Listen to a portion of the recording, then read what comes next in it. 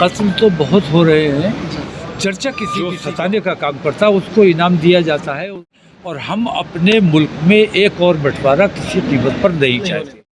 मर्दानगी तो है, आइए अगर आप में ताकत है तो बराबरी से पंजा लड़ाइए। कि लड़ने का शौक है तो चलो हम पाकिस्तान से लड़ते हैं। मोदी जी को ये चाहिए कि जैसे वो कहते हैं सबका साथ और सबका विकास, वैसे उनका ये जुमला हमें ज़मीन पर नज़र आना चाहिए। विश्व हिंदू परिषद और बजरंग दल पर जैसे PFI पर पाबंदी लगाई, ऐसे पाबंदी लगाई जानी चाहिए। और नीचे जो वो सब्सक्राइब का बटन है ना, उसको हिट करो।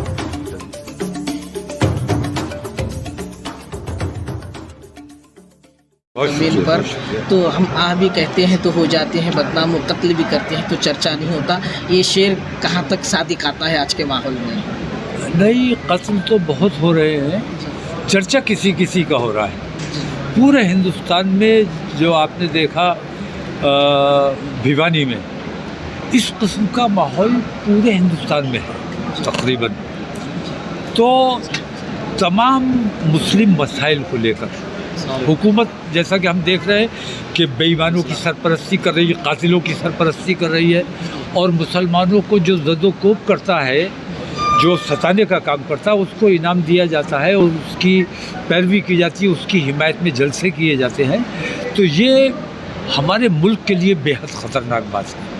हम अपने मुल्क से मोहब्बत करते हैं, और अपने मुल्क में जो माहौल बन रहा है, मुझे ऐसा लगता है कि ये एक और बंटवारे की तरफ हमारे मुल्क को धकेलने की कोशिश की जा रही है, और हम अपने मुल्क में एक और बंटवारा किसी कीमत पर नहीं चाहते। आपने एक बात कही थी कि 100 कुत्ते मिलकर एक शेर को मारते हैं, तो ये मर्दानगी नहीं है। तो मर्दानगी क्या है? मर्दानगी तो है, आइए अगर आप में ताकत है तो बराबरी से पंजा लड़ाइए। और मर्दानगी की बात करनी, अगर लड़ने का शौक़ है, मैंने पहले भी ये बात कही कि लड़ने का शौक़ है तो चलो हम पाकिस्तान से लड़ते हैं, आप चाइना से लड़िए, देखें पहले कौन जीत कर आता है। आपस में लड़ने में नुकसान है। इस कौम के खून में जो है लड़ाई है, लेकिन लड़ाई करना नहीं चाहिए। लड़ाई हम इसलिए नहीं करना चाहते कि अपने मुल्क में अफरा तफरी और बदअमनी नहीं फैलाना चाहते। तो लड़ाई किसी भी हालत में मुल्क के लिए सूदमंद नहीं है। हुकूमत को ख़ास तौर से नरेंद्र मोदी जी को ये चाहिए कि जैसे वो कहते हैं सबका साथ और सबका विकास, वैसे उनका ये जुमला हमें ज़मीन पर नज़र आना चाहिए। उन्हें इंसाफ करना चाहिए। जिन लोगों ने ये बदअमनी का माहौल बनाया हुआ है, विश्व हिंदू परिषद और बजरंग दल पर जैसे PFI पर पाबंदी लगाई, ऐसे पाबंदी लगाई जानी चाहिए। इसके लिए हम 15 से 21 तक इंशाल्लाह तिरंगा यात्रा निकाल रहे हैं, और उसमें सिर्फ उत्तर प्रदेश नहीं बल्कि हिंदुस्तान के तमाम सूबों की नुमाइंदगी उसमें रहेगी। और इंशाल्लाह 21 तारीख़ को तमाम लोग दिल्ली में जमा होंगे, और मोहतरमा राष्ट्रपति साहिबा को इन तमाम मसाइल को लेकर, जो मुसलमानों का नुकसान नहीं है जिससे, बल्कि मुल्क का नुकसान। सही बात। तो अगर ईमानदारी से, और मैं समझता हूँ मुर्मू साहिबा जो हैं वो, उनके एक तो महिला हैं, उनके दिल में हमदर्दी भी है, ममता भी है, होनी ही चाहिए। तो मैं समझता हूँ कि वो उन बातों को संजीदगी से लेंगे, जो नरेंद्र मोदी से हमें कतई उम्मीद नहीं है कि वो उन बातों को संजीदगी से लेंगे। कुरान या दस्तूर, संविधान, दोनों में अगर तजाद हो जाए तो तरजीह किसकी?